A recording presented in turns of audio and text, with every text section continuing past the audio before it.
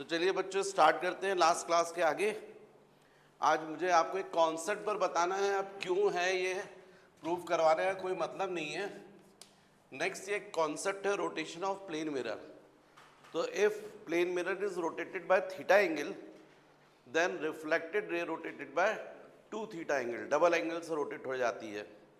ये केवल आपको कॉन्सेप्ट समझना है, कई जगह पर इसका यूज़ होता है, डेरिवेशन आपका कोई मतलब का नहीं है। सिंपल सी बात मैं बोल रहा हूँ, यदि ये प्लेन मिरर है, इस पर यदि आप कोई रे यदि इस तरीके से इंसिडेंट करते हैं तो ये रिफ्लेक्ट होकर यहाँ आएगी। पर इसी प्लेन मिरर को यदि आप इस तरीके से ऐसा रोटेट कर दें थीटा एंगल, तो फिर ये रिफ्लेक्टेड रे यहाँ ना आकर यहाँ आएगी और ये एंगल जो होगा वो होगा 2 थीटा। मतलब सिंपल सा कॉन्सेप्ट है कि ये मिरर की ओरिजिनल पोजीशन थी M1 M1 डैश, बाद में आपने मिरर को रोटेट कर दिया M2 M2 डैश। तो आपने जो रोटेट किया है प्लेन मिरर को वो रोटेट किया बाय थीटा एंगल। तो रिफ्लेक्टेड रे जो है, जो AO रे थी, जो OB डायरेक्शन में जा रही थी, वो अब OB डैश डायरेक्शन में जाएगी, अपने ओरिजिनल डायरेक्शन से डबल एंगल से रोटेट हो जाएगी बाय 2 थीटा। तो सिंपल सा कॉन्सेप्ट है, if plane mirror rotated by theta angle then reflected ray rotated by 2 theta angle.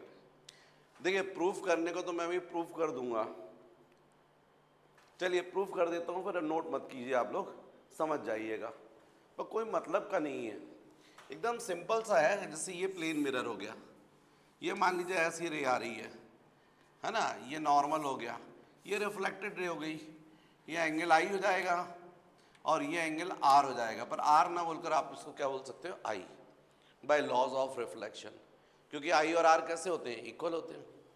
पर मान लीजिए आप इस प्लेन मिरर को ऐसा रोटेट कर रहे हो बाय थीटा एंगल, तो अब यदि टॉर्च आपकी यहाँ थी, ऐसी रे आ रही थी, तो वो तो रे ऐसी आएगी AO डायरेक्शन में, केवल आपने प्लेन मिरर पर को रोटेट किया है थीटा एंगल से। अरे बचपन में आप लोगों ने खेल भी किया है, सन रेज आती हैं ऐसे करके, उस रेज को रिफ्लेक्ट करके किसी के फेस के ऊपर डालते हो, चमकाते हो, फिर पता चला वहाँ से वो डांटना चालू किया, गुस्सा हुआ, तो आपने थोड़ा सा रोटेट कर दिया, तो उसके फेस पर जाकर दूसरे के फेस पे जाने लगी। तो ये जो आप 10 डिग्री से रोटेट करते हो ना, तो रिफ्लेक्टेड रे जो है कितने एंगल से रोटेट हो जाती है, बाय 2 थीटा, डबल। तो ये आप इजीली प्रूफ कर सकते हो। जैसे मैंने आपको बोला ये AON, ये OB है, तो इसका मतलब angle AON is equal to angle NOB, है ना। कैसे, by laws of reflection, angle I is equal to angle R। एक I है और एक R है, और I और R कैसे होते हैं, इक्वल होते हैं। अब मान लीजिए ये मिरर जो थी उसकी ये ओरिजिनल पोजीशन है M1 O M1 डैश, बाद में मिरर को आपने M2 O M2 डैश ऐसा कर दिया, थीटा एंगल से रोटेट कर दिया। तो अब इसका जो नॉर्मल होगा बच्चों वो ऐसा होगा। नॉर्मल हमेशा प्लेन मिरर के परपेंडिकुलर होता है, मतलब अब होगी ये नॉर्मल की पोजीशन ON डैश। तो सिंपल सी बात है कि ये इंसिडेंट रे का डायरेक्शन तो वही है, नॉर्मल जरूर न्यू हो गया, और कभी भी 2 लाइंस के बीच का एंगल यदि थीटा हो तो उनकी जो परपेंडिकुलर लाइंस होती है उनके बीच का एंगल थीटा होता है, और मैंने कई बार प्रूफ करके भी बताया आपको। तो इसका यदि आप परपेंडिकुलर बोल रहे हो तो ये ON है, और मिरर की न्यू पोजीशन का परपेंडिकुलर ये है, मतलब ये एंगल कितना होना चाहिए, थीटा। प्लेन मिरर को यदि आप थीटा एंगल से रोटेट करोगे ना, तो जो नॉर्मल है ये प्लेन मिरर, ये इसका नॉर्मल, ठीक। अब यदि इसको थीटा से रोटेट करोगे तो ये भी सेम एंगल से रोटेट हो रहा है नॉर्मल, वैसे मैंने प्रूफ भी किया है, तो ये थीटा हो गया।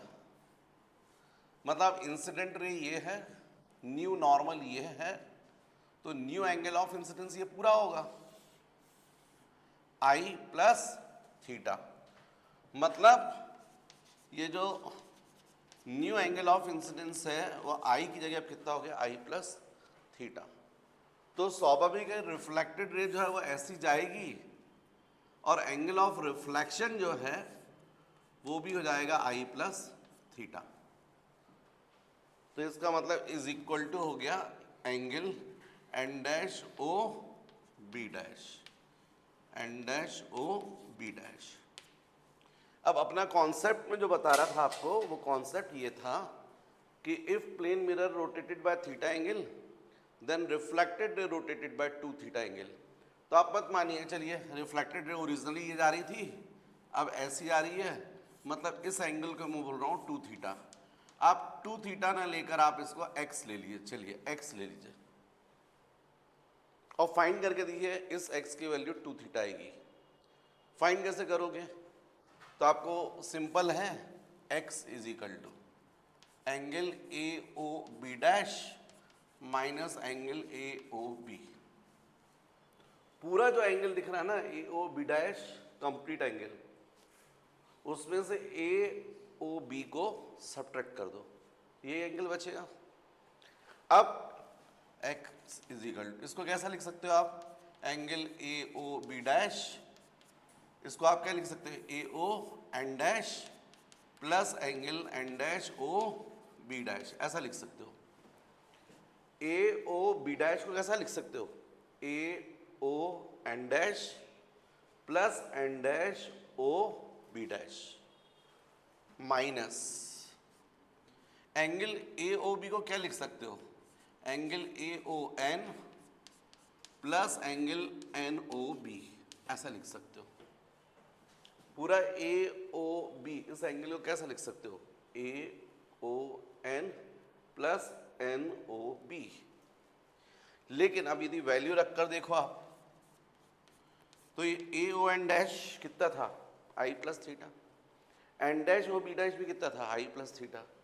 तो ये जाएगा i plus theta plus i plus theta minus A O N कितना था, आई, एन ओ बी कितना था, आई, तो ये जाएगा आई प्लस आई। अब ये आई में से ये आई कैंसिल हो गया, ये आई से ये आई कैंसिल हो गया, x is equal to 2 theta. Proof हो गया। तो कभी भी यदि हम प्लेन मिरर को यदि थीटा एंगल से रोटेट करते हैं तो जो रिफ्लेक्टेड रे है वो डबल एंगल से रोटेट हो जाती है। तो मुझे नहीं लगता ये कोई मतलब का नहीं है, आपको बस ये कॉन्सेप्ट आपके नॉलेज में होना चाहिए, क्योंकि इससे रिलेटेड कुछ क्वेश्चंस बनते हैं तो उस वक्त ज़रूरत पड़ती है अपन को, राइट। तो बल्कि आप क्या कीजिए, केवल ऐसा हैश करके वर्ड्स में आप लोग लिख लीजिए, जितने वीडियो देख रहे हैं वो भी सिंपल लिख सकते हैं, if plane mirror rotated by theta angle then reflected ray rotated by 2 theta angle. कैसे मैंने प्रूफ करके आपको समझाया है। बच्चों नेक्स्ट मुझे आपको जो बताना है वो बताना है number of images,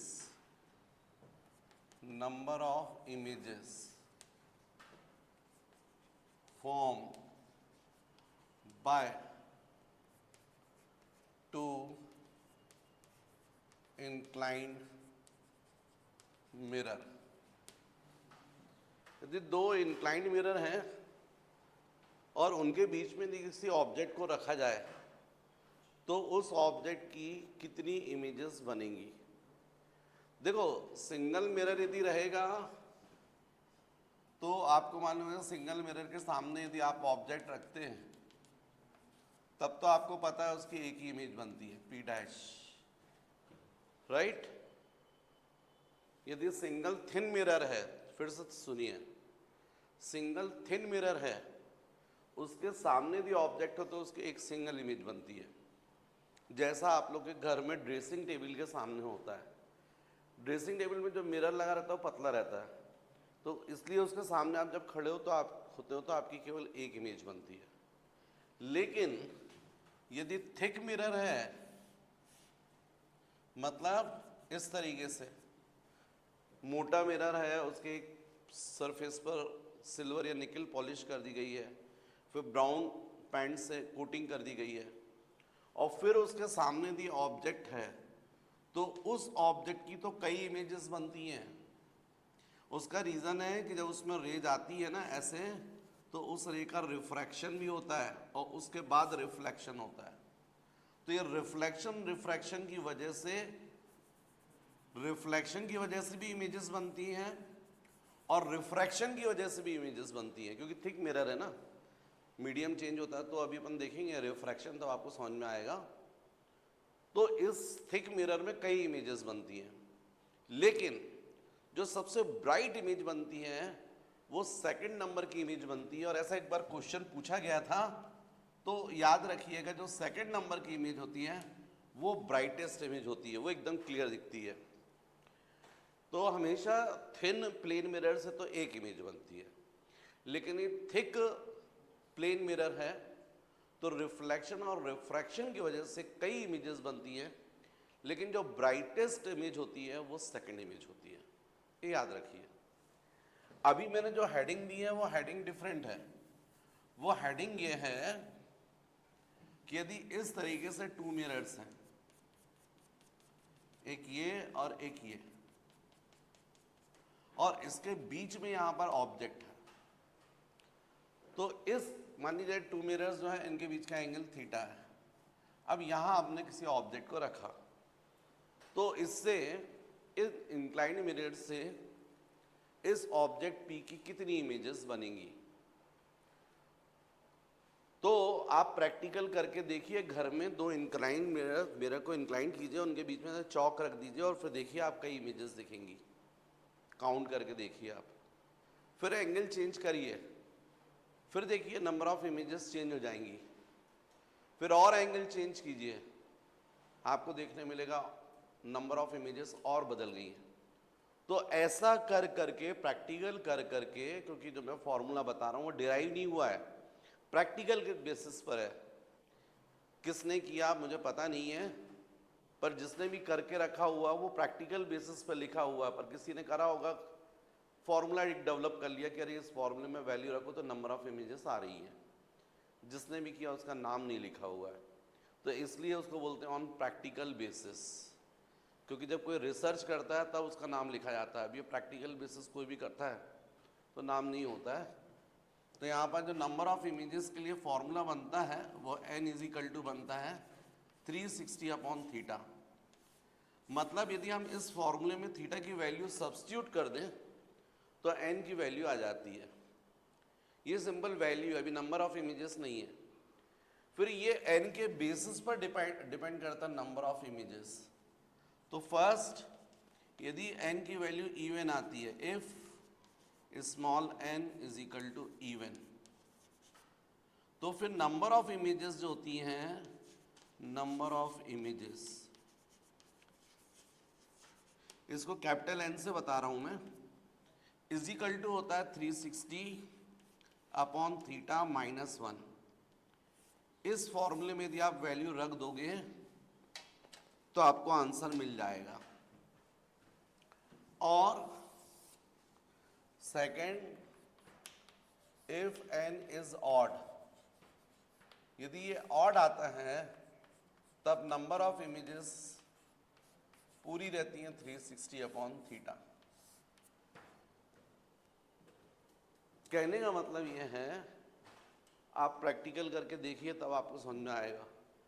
to mirrors लीजिए, उनके बीच का एंगल आप 60 डिग्री सेट कर दीजिए, 60 डिग्री, और चौक का एक पीस डाल दीजिए उसमें, कुछ भी जो भी आपके पास रबर हो, रबर को, तो उसमें आपको दोनों मिरर्स में बहुत सारी इमेजेस दिखेंगी। आप उनको काउंट करके देखिए। इस फॉर्मूले में देखें तो 360 अपॉन 60 कितना आ रहा है, 6। इवन आ गया। इवन के केस में क्या लिखा है, 360 upon theta minus 1। Number of images कितनी लिखी हैं, 360 अपॉन 60 माइनस 1। 6 माइनस 1 मतलब 5। आप काउंट करके देखिए 5 इमेजेस बनेंगी। लेकिन उन्हीं दोनों मिरर्स को आप कितने एंगल पर सेट कर दीजिए, 72 डिग्री पे, 72 डिग्री पे 72, और फिर किसी ऑब्जेक्ट को रखकर टोटल इमेजेस काउंट करके देखिए, जो भी आ रहा है वो इससे मैच करता है। 360 अपॉन 72 कितना होता है, 5। मतलब कितनी इमेजेस बनेंगी, 5। तो वो ऑड आएगा। मतलब हमेशा नंबर ऑफ इमेजेस जो फॉर्म होती है वो ऑड ही बनती है, क्योंकि ऑड के केस में देखो कोई चेंज नहीं हो रहा, इवन के केस में -1 करना पड़ रहा है। जैसे मान लीजिए 2 मिरर्स हैं, एक दूसरे के ठीक परपेंडिकुलर हैं, यहां पर ऑब्जेक्ट है, इस ऑब्जेक्ट की कितनी इमेजेस बनेंगी? तो दोनों मिरर्स के बीच का एंगल कितना दिख रहा है? 90। 360/90 कितना हो जाएगा? 4। 4 मतलब 3, 4 - 1 3। ये 3 कहाँ बनती है? तो ये देखो प्लेन मिरर के सामने ऑब्जेक्ट P यहाँ पर, तो एक इमेज यहाँ बनती है P1, एक इमेज यहाँ बनती है इसके ठीक पीछे P2, और एक इमेज जो बनती है ये हालांकि पॉइंटेड होती है ऐसी, ये जो इन दोनों का एंगल बाइसेक्टर है ना, यहाँ पर जितने डिस्टेंस पर यहाँ बनती है। एक्चुअल में यहाँ से ऐसी रेज जाती हैं, फिर ये रिफ्लेक्ट होती हैं, फिर इन रिफ्लेक्टेड रेज को पीछे एक्सटेंड करें तो यहाँ बनती है, फिर ये रिफ्लेक्टेड रेज जो है वो ऐसी जाती है, इनको पीछे एक्सटेंड करेंगे तो यहाँ बनती है। ऐसे जैसे इस साइड से किया ऐसे यहाँ से भी होता है, यहाँ से ऐसी रेज जा रही हैं ये ऐसी, तो ये रिफ्लेक्ट करेंगी, इन रिफ्लेक्टेड रेज को पीछे एक्सटेंड करोगे तो ये वाली इमेज, और इसको रिफ्लेक्ट करोगे तो ये पीछे ऐसी इमेज। तो कुल मिला के 1 2 3। इसी तरीके से यदि मैं क्वेश्चन करूं आपसे कि 2 पैरेलल मिरर्स हैं, एक ये और एक ये, और इसके बीच में यहां पर ऑब्जेक्ट है, और मेरा क्वेश्चन है कि बताओ कितनी इमेजेस बनेंगी? तो आपका आंसर होना चाहिए इनफाइनाइट, राइट? किया भी है ना? अरे देखा होगा आप लोगों ने प्रैक्टिकल बेसिस पर, नाई की दुकान में 2 मिरर पैरेलल में रखे रहते, बीच में रहते, आपकी बहुत सारी इमेजेस दिखती हैं। कई टेम्पल्स में भी देखा होगा आपने, टेम्पल्स में ऐसे दोनों साइड मिरर पैरेलल रहते, बीच में भगवान की मूर्ति रहती, तो इनफाइनाइट दिखाई देती है हमको। बहुत सारी जगह आप देखोगे, और नहीं तो आज घर में जाके प्रैक्टिकल करके देख लो, जब दोनों मिरर्स पैरेलल हैं तो उनके बीच का एंगल कितना रहेगा? 0 डिग्री। जब 360/0 करोगे तो एन की वैल्यू कितनी रहेगी? इनफाइनाइट। तो इस केस में नंबर ऑफ इमेजेस जो होती है वो इनफाइनाइट होती है, राइट?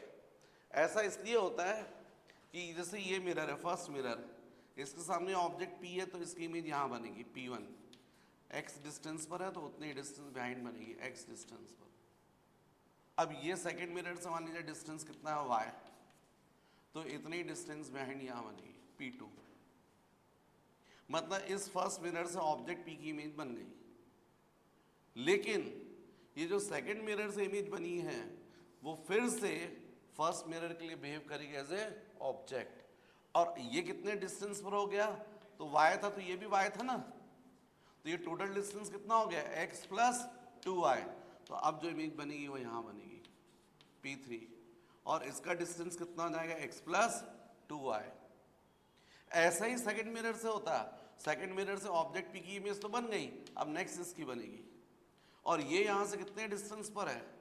y + 2x, तो यहां पर बनेगी P4, y + 2x। इस तरीके से ग्रेजुअली होता जाएगा।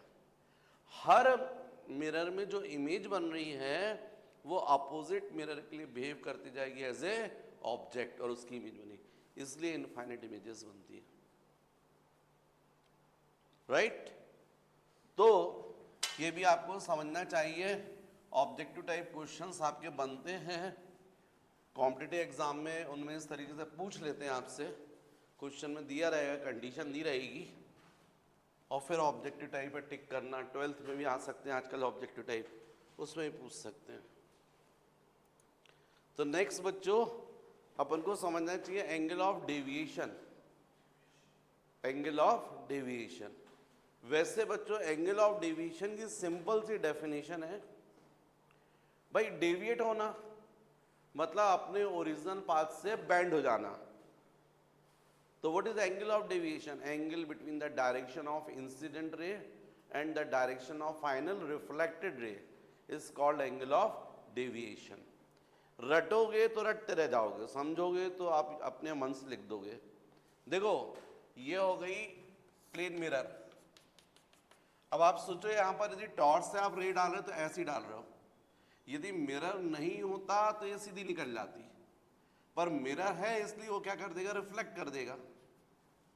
मतलब इस रे को अपने ओरिजिनल पाथ से इतना उसने क्या कर दिया, डेविएट कर दिया। इसी को बोलते हैं angle of deviation. Angle between the direction of incident ray and the direction of final reflected ray is called angle of deviation.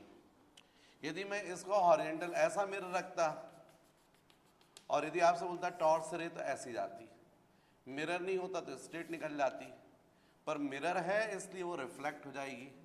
तो ये जो एंगल होगा उसको आप बोलोगे angle of deviation. Angle between the direction of incident ray and the direction of final reflected ray is called angle of deviation. यहां पर यदि डेल की बात करेंगे तो डेल इज इक्वल टू जाएगा 180 माइनस 2i। डिराइव करवाने का कोई मतलब है नहीं, पर क्वेश्चंस करने के लिए आपको याद होना चाहिए। है सिंपल यार, ये पॉइंट ऑफ इंसिडेंस या नॉर्मल ड्रॉ करोगे तो ऐसा आएगा, ये एंगल हो गया आई, ये भी एंगल हो गया आई। अब यदि ये स्ट्रेट लाइन है तो ये पूरा एंगल कितना होगा, 180। तो ये i plus del, i plus del is equal to 180। तो del is equal to 180 minus 2i, ऐसा आ गया है, राइट। तो यदि सिंगल मिरर से अपन बात करेंगे और एंगल ऑफ डेविएशन तो उसका फॉर्मूला होता 180 माइनस 2i। लेकिन यदि मान लीजिए टू इंक्लाइंड मिरर्स हैं, एक ये और एक ये, और आपने टॉर्च से रे जो है वो यहां पर ऐसी डाली हुई है, तो अपन को मालूम ये मिरर नहीं होता तो स्ट्रेट निकल जाती, पर है तो वो क्या करेगा, रिफ्लेक्ट कर देगा। मतलब अपने ओरिजिनल पाथ से इतना उसने क्या कर दिया, डेविएट कर दिया, डेल 1। अब सेकंड मिरर पर पड़ी, यदि सेकंड मिरर नहीं होता तो ये होता था रे का डायरेक्शन, पर ये भी क्या करेगा, रिफ्लेक्ट कर देगा। मतलब इस सेकंड मिरर ने अपने ओरिजिनल पाथ से इतना डेविएट कर दिया, डेल 2। 2 बार डेविएशन हुआ है। तो यदि हम बोलेंगे net deviation del is equal to, तो हम बोलेंगे डेल 1 प्लस डेल 2। और जब इस पूरे को डिराइव करोगे तो यह आएगा 360 minus 2 theta, 360 minus 2 theta. What is theta, angle between the two mirrors. ये टोटल डेविएशन कौन सा होगा, तो देखो ये थी ओरिजिनल इंसिडेंट रे का डायरेक्शन, ये था, और फाइनल रिफ्लेक्टेड रे देखो ये जा रही है, और आपने डेफिनेशन क्या दी है, angle between the direction of incident ray and the direction of final reflected. तो ये पूरा एंगल ये होगा नेट डेविएशन डेल। और जब इसको अपन पूरा डिराइव करते तो ये आता है, मतलब total deviation it is independent from angle of incidence. ये जो आप एंगल आई पर इंसिडेंट कर रहे हैं इस पर डिपेंड नहीं कर रहा है, केवल किस पर डिपेंड कर रहा है, थीटा पर। ये क्वेश्चन पूछा जाता है ऑब्जेक्टिव टाइप में। Angle of deviation by two inclined mirrors, correct option है, it is independent from angle of incidence. Angle of incidence पर डिपेंड नहीं करता है। मतलब आपने एक बार यदि दोनों प्लेन मिरर के बीच का एंगल 30 डिग्री रख दिया, खड़े हो जाओ दोनों, यदि ये दोनों मिरर्स के बीच का एंगल 30 डिसाइड कर दिया, अब आपके पास में लेजर बीम है, आप वहां से ऐसे डालेंगे, ऐसे जाएगी, ऐसे जाएगी, ये एंगल ऑफ इंसिडेंस है। इसी लेजर बीम को ऐसा रख कर यदि ऐसा डाला होता तो एंगल ऑफ इंसिडेंस चेंज हो जाता, तब भी कोई फर्क नहीं, रे जाती ऐसे ऐसे जाती, पर अभी भी टोटल डेविएशन जो रहता वो सेम रहता। कितना रहता, 360 माइनस 2 इंटू 30, मतलब 300। मतलब ये टोटल डेविएशन केवल किस पर डिपेंड कर रहा है, on the angle between the two mirrors. तो बच्चों angle of deviation means angle between the direction of incident रे and the direction of final reflected ray is called angle of deviation. It is denoted by del. And angle of deviation by single mirror, del is equal to 180 minus 2i. What is I? Angle of incidence. And angle of deviation by two inclined mirrors, del is equal to 360 minus 2 theta. What is theta? Angle between the two mirrors. Thus this angle of deviation, it is independent from angle of incidence. चलिए बच्चों, अब next अपन को study करना है reflection by spherical mirror. Spherical mirror यदि अपन करते हैं तो उसके पहले सबसे पहले अपन को ये समझना चाहिए, हालांकि मैं समझा चुका हूँ आपको, पर चलिए कोई बात नहीं, एक बार और समझाते हैं। प्लेन मिरर कैसे बनता है ये मैंने आपको समझाया था। तो एकदम सिंपल जो प्लेन मिरर के लिए बनाने के लिए इस तरीके से ट्रांसपेरेंट ग्लास होता है ना, आर पार जैसे दिखता है। अब उसमें दो सरफेस होते हैं, यहाँ देख के पढ़ो, ये इसमें दो सरफेस, एक ही है ट्रांसपेरेंट ग्लास। उसमें से किसी एक सरफेस पर हम सिल्वर या निकल पॉलिश कर देते हैं और फिर ब्राउन कलर का पेंट कर देते हैं। तो अपोजिट साइड से जो रेज आती हैं वो उसको अंदर पेनिट्रेट नहीं कर पाएंगी, बल्कि सिल्वर फेस की वजह से रिफ्लेक्ट होने लगेंगी। ऐसे बनता है प्लेन मिरर, है ना। आज जो वीडियो से पढ़ रहे हैं वो भी समझना है, तो भाई मैं समझा रहा हूँ, नहीं समझ में आ रहा है तो घर में मिरर होगा, तोड़ के देखो उसको, आपको समझ में आ जाएगा। पीछे से आपको दिखेगा वो ब्राउन कलर का पेंट करा हुआ, उसके अंदर ही रहती है निकल पॉलिश। सही में नहीं तोड़ देना घर में जाके, नहीं तो मम्मी बोलेगी पता नहीं सर क्या सिखाते रहते, अच्छी वाली ड्रेसिंग टेबल तोड़ डाली। पर ऐसे ही बनता है बच्चों प्लेन मिरर, बिल्कुल ऐसे ही बनता है स्फेरिकल मिरर। यदि अपन ग्लास का हॉलो स्फीयर है और यदि उसको यहां से कट कर दे तो जो कट पोर्शन आपको मिलेगा वो ये मिलेगा, ऐसा। अब इस कट पोर्शन में दो सरफेस है। ये जो उठा हुआ फेस है, सरफेस है, इसको हम लोग बोलते हैं कॉन्वेक्स फेस, और ये जो अंदर दबा हुआ सरफेस दिख रहा है आपको, इसको बोलते हैं कॉनकेव फेस। यदि कॉन्वेक्स फेस पर आप सिल्वर या निकल पॉलिश कर दें और फिर ब्राउन कलर के पेंट से कोटिंग कर दें तो रिफ्लेक्शन जो है वो अंदर वाले पार्ट से होने लगेगा। ये जो बन गया है ये बोलते हैं कॉनकेव मिरर, और हम लोग जनरली ऐसा बना देते हैं उसको, ऐसा बनाते हैं। लेकिन यदि अपन ये जो अंदर वाला सरफेस है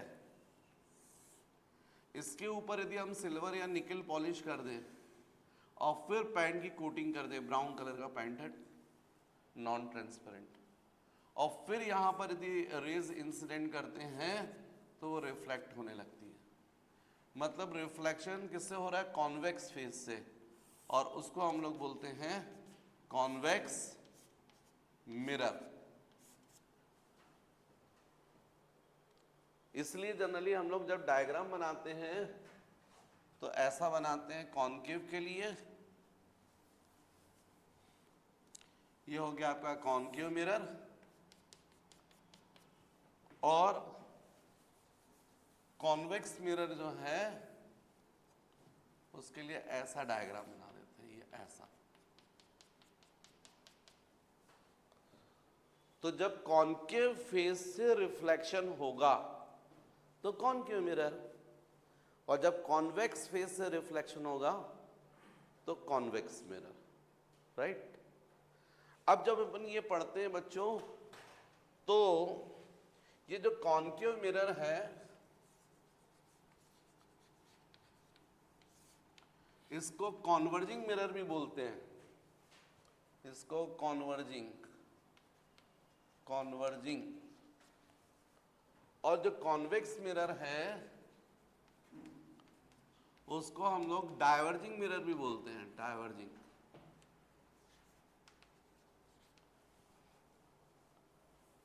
क्योंकि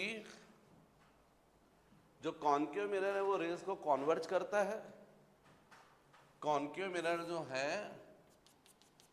उस पर पैरेलल रेज यदि इंसिडेंट करोगे तो वो आफ्टर रिफ्लेक्शन एक पॉइंट पर क्या करता है, कॉन्वर्ज करता है।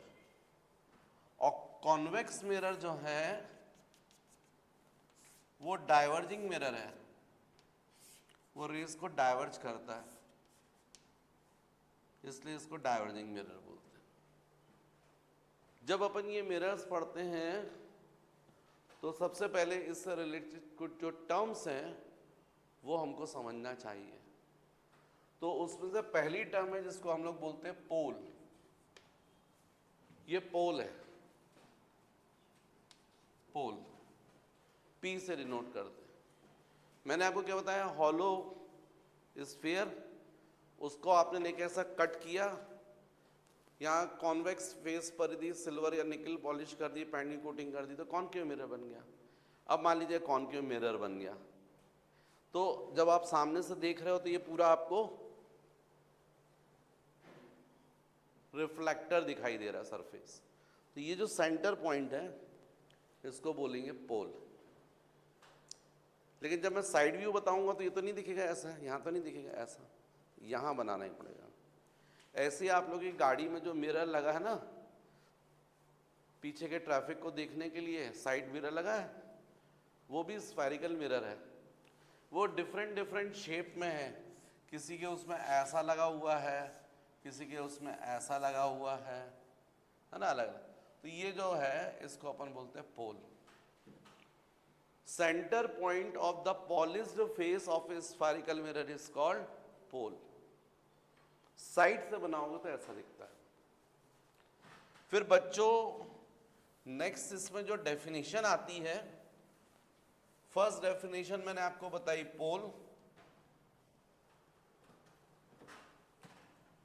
मुझे तो नहीं लगता कोई एग्जाम में डेफिनेशन आपसे पूछेगा, पर आगे चूंकि ये टर्म सब यूज होती है तो पता तो होना ही चाहिए इनके बारे में। जब तक ये नहीं पता रहेगा तो आगे पढ़ोगे कैसे। तो नेक्स्ट डेफिनेशन होती है सेंटर ऑफ कर्वेचर। ये सेंटर ऑफ कर्वेचर क्या होता है, जिस स्फीयर से कट करके आपने स्फेरिकल मिरर बनाया है उस स्फीयर के सेंटर को हम लोग बोलते हैं centre of curvature.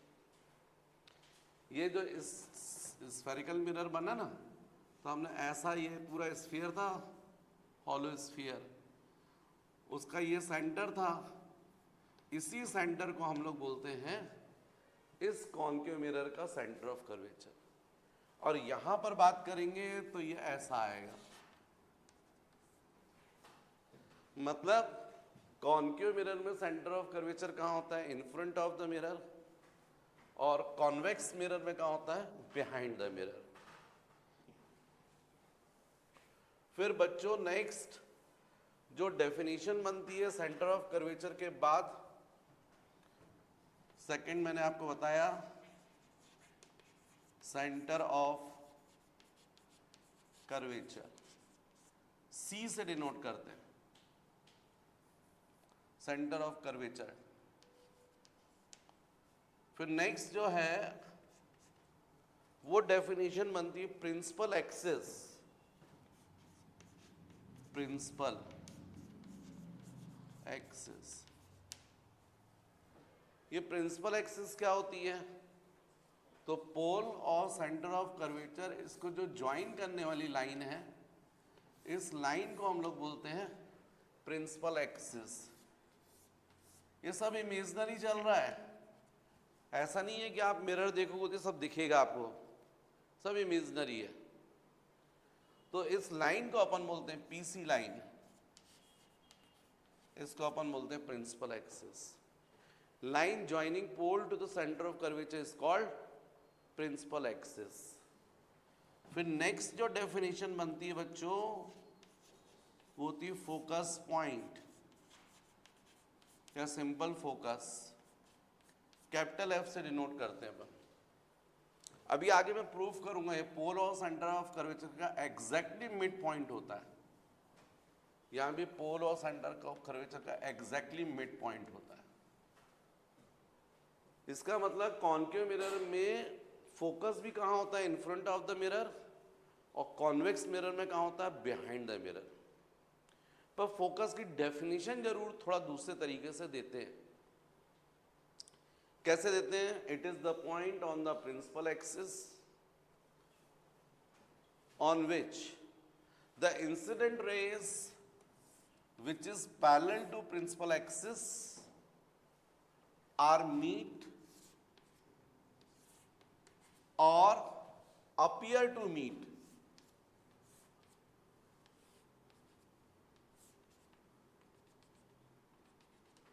is called focus point।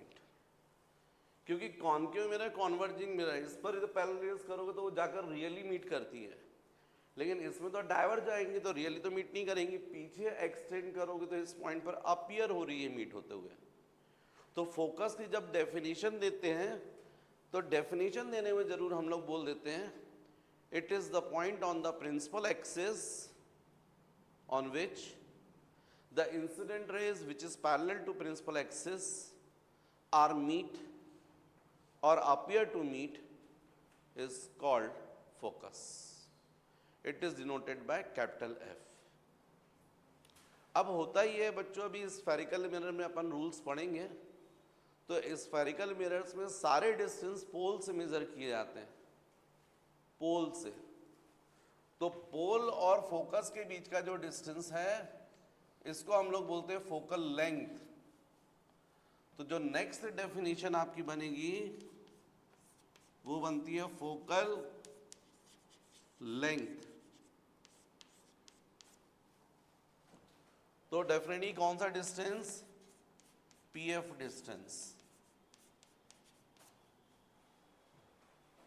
Distance between pole and focus point is called focal length. इसके बाद नेक्स्ट जो डेफिनेशन बनती है वो बनती है radius of curvature. Radius of curvature, ये रेडियस ऑफ कर्वेचर को हम लोग कैपिटल आर से डिनोट करते हैं। Distance between pole and centre of curvature is called radius of curvature. यहां पर देखोगे तो ये जो डिस्टेंस है ना, ये फोकल लेंथ हो गया और ये हो जाएगा radius of curvature. Distance between pole and centre of curvature is called radius of curvature. भाई डेफिनेशन देना है, आपके पास में डिफाइंड पॉइंट्स हैं, तो डिफाइंड पॉइंट्स के बेसिस पर डेफिनेशन दी जा सकती है। इसलिए आपने बोल दिया distance between pole and centre of curvature is called radius of curvature. पर एक्चुअल में जिस स्फीयर से आपने कट करके मिरर बनाया है उस स्फीयर के रेडियस को ही तो आप बोल रहे हो रेडियस ऑफ कर्वेचर। तो मतलब ये भी रेडियस ऑफ कर्वेचर है, ये भी रेडियस ऑफ कर्वेचर है, ये भी रेडियस ऑफ कर्वेचर, ये भी रेडियस। तो मीन्स सही मायने में radius of curvature means what? Radius of the sphere from which the spherical mirror one of its part is called radius of curvature actual में। पर अपन डेफिनेशन देते हैं distance between pole and centre of curvature is called radius of curvature. एक definition और बच रही है, एक क्या दो बच रही है। नेक्स्ट जो है वो डेफिनेशन है फोकल प्लेन। Focal plane. और एक बच रही है जिसको अपन बोलते हैं अपर्चर। ये फोकल प्लेन जो है बच्चों इमेजिनरी प्लेन है, काल्पनिक इमेजिनरी, जो कहां से पास होता है? फोकस पॉइंट से, और हमेशा प्रिंसिपल एक्सिस के कैसे होता है? परपेंडिकुलर। मतलब ये जो फोकस पॉइंट है उस पॉइंट से पास होने वाला ये जो इमेजिनरी प्लेन है, काल्पनिक प्लेन है, इमेजिनरी प्लेन है, जो प्रैक्टिकली नहीं दिखता आपको, लेकिन फोकल प्लेन से पास होता, फोकल पॉइंट से पास, फोकस पॉइंट से पास होता है और प्रिंसिपल एक्सिस के परपेंडिकुलर होता है। इसको बोलते हैं फोकल प्लेन। इसकी क्या खासियत है? तो कभी भी मिरर पर यदि जो पैरेलल रेज आप इंसिडेंट करोगे तो वो आफ्टर रिफ्लेक्शन फोकल प्लेन के ही किसी पॉइंट पर मीट करेंगी। मतलब यदि आप कॉन्केव मिरर है और उस पर पैरेलल रेज ऐसी इंसिडेंट कर रहे हो, ऐसी का मतलब प्रिंसिपल एक्सिस के पैरेलल, तो ये कहां से पास होंगी? फोकस से। फोकस पॉइंट कहां है? फोकल प्लेन पर है।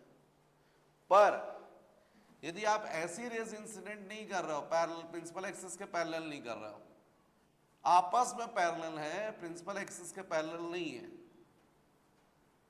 मतलब अब जब रेज आप इंसिडेंट कर रहे हो ऐसी कर रहे हो, ये आपस में पैरेलल है, प्रिंसिपल एक्सिस के पैरेलल नहीं है, तो फिर ये कॉन्वर्जिंग मिरर है, ये रेज को क्या करेगा? कॉन्वर्ज करेगा। तो जो रिफ्लेक्टेड रेज है वो तय है जिस पॉइंट पर भी मिल रही है वो भी कहां पर होगा? फोकल प्लेन पर। ये खासियत है फोकल प्लेन की। पैरेलल रेज आफ्टर रिफ्लेक्शन हमेशा किस पॉइंट पर मीट करती हैं? जो फोकल प्लेन पर हो, उस पॉइंट पर। प्रिंसिपल एक्सिस के पैरेलल रहेंगी तो फोकस पर मिलेंगी, और फोकस भी कहां पर? फोकल प्लेन पर प्रिंसिपल एक्सिस के पैरेलल नहीं रहेंगी, आपस में पैरेलल रहे, तो फिर आफ्टर रिफ्लेक्शन फोकल प्लेन के ही किसी पॉइंट पर मीट करेंगी। अब लास्ट पॉइंट, अपर्चर। ये अपर्चर जो है वो सही मायने में जो आप मिरर यूज कर रहे हो उसका जो डायमीटर है उसको अपन बोल देते हैं अपर्चर। और यदि अपन थोड़े जनरल लैंग्वेज में बात करें तो जैसे इस क्लासरूम में आप अंदर आया तो दरवाजा क्या है? अपर्चर ही तो है ना? आपके पास कैमरा रहता है, कैमरे का जब शटर ओपन होता है उसको बोलते हैं अपर्चर, जहां से एक्चुअल में ज्यादा लोग अंदर आ सकते हैं। तो मान लीजिए मैंने बोला किसी मिरर का अपर्चर स्मॉल है, इसका मतलब है कि वो मिरर स्मॉल है, क्योंकि मिरर पर कम रेज इंसिडेंट कर सकते हो, लेकिन अपर्चर बिग है मतलब बिग मिरर, बड़ा मिरर है। तो अपर्चर मतलब ये पूरा, ये जो आपको स्फेरिकल मिरर दिख रहा है, इसका जो पॉलिश्ड फेस दिख रहा है, इस सरफेस का जो डायमीटर है उसको अपन बोलते हैं अपर्चर, इसको अपन बोलते हैं अपर्चर। अपर्चर स्मॉल मतलब स्मॉल मिरर, अपर्चर बिग है मतलब बिग मिरर। मतलब आपकी जो स्कूटी वगैरह में, बाइक वगैरह में जो साइड मिरर लगा है उसका अपर्चर कैसा बोलेंगे? स्मॉल बोलेंगे। ट्रक में बोलेंगे जो साइड मिरर लगा तो उसका अपर्चर बिग बोलेंगे, बड़ा मिरर लगा रहता है ना? तो ये बच्चों कुछ टर्म्स हैं जो अपने को यूज होनी है, भी अपन जब स्फेरिकल मिरर आगे पढ़ेंगे तो ये सब यूज होंगी अपनी, राइट?